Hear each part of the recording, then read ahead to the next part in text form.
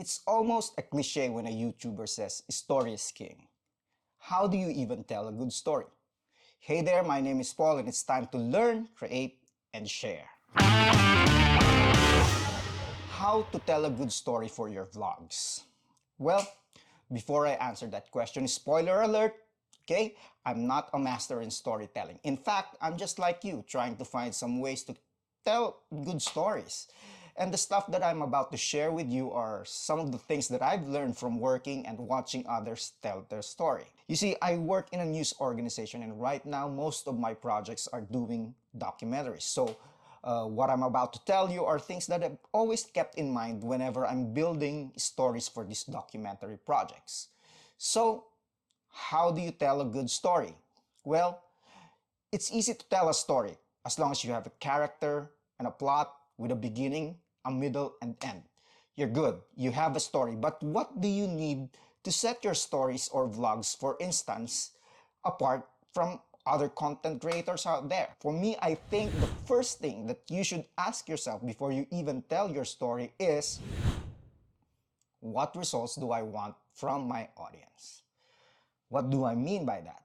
Well, a good story should produce results. Okay? So imagine yourself. You're late for a party and you need a costume. So you go to the store, but that store is already closing for the day. But you badly need that costume. So you tell your story to the owner of the shop and convince him to allow you to buy or rent a costume even if they are already closing. So if the owner rents you a costume or sold you a costume, then you were able to tell a good story. You were able to get the result that you wanted. So ask yourself, what kind of result do I want my audience to get from my story? Do you want them to cry? Do you want them to be entertained? Or maybe feel inspired or learn something? Now, whatever it is, for your story to stand out, it needs to produce the result that you want. There's this great quote that an American poet and civil rights activist, she's Maya Angelou, she said, "People will forget what you said, people will forget what you did, but people will never forget how you made them feel."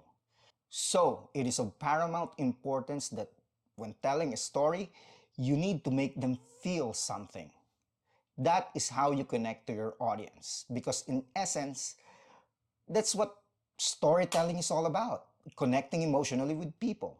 Now, I admit I've done projects in the past where I was just telling people that there's this nice place in this area where there's a huge waterfall and there's a beach nearby. And that was a story, but I admit that's not a good one. Um, I wasn't able to emotionally connect with my audience. Sure, they learned something, but that is easily forgotten. So in the next project, instead of telling my audience statistics, data, and stuff, I look for the emotional value of these numbers. What does that number mean to me, or in this case, to my audience, and build a story around it. I'm not saying that you have to ditch data and statistics. You can use that to support the story that you're trying to tell.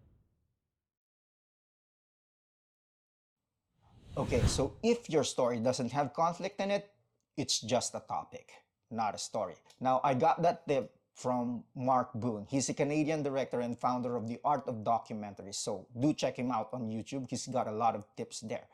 What does he mean by that? An example of a story with no conflict is, oh, okay, so here's one. I went to a store and bought some snacks. Then I went back and watched some TV. Well, that is a story, but it's not a good one. But if you add conflict to it, it would be more interesting. Okay, so what do I mean by that? Let's go back to that same example, but this time we will add some conflict in it. For instance, I would say there was this sudden urge in me to eat. I went to the refrigerator only to find nothing, not a single snack in sight. I was hungry. My stomach was growling, and then I realized, oh, there's this store by the corner that sold some snacks. See? So right there, the topic of buying some snacks suddenly became an interesting story to tell. That's how powerful conflict is in your story. For your story to become better, you need to establish your character's journey. Your character should have a goal and show your audience how your character is able to reach that goal or not. Remember, journey is not just physical. There's also an emotional kind of journey, telling your challenges or your character's challenges in reaching that particular goal. That's an emotional journey. So the next time that you make your first vlog, ask yourself first, what do I want to achieve? What do I want my audience to feel when they're watching this vlog? And what are the challenges that I will face while doing this? If you are able to show or tell this in your vlog or story, I bet you have a good story to tell. Did you like my story? There are more tips than that in this video right here. Okay, right here. I don't know, right here. Of course, don't forget to subscribe to my channel and I will see you in the next video. Peace out!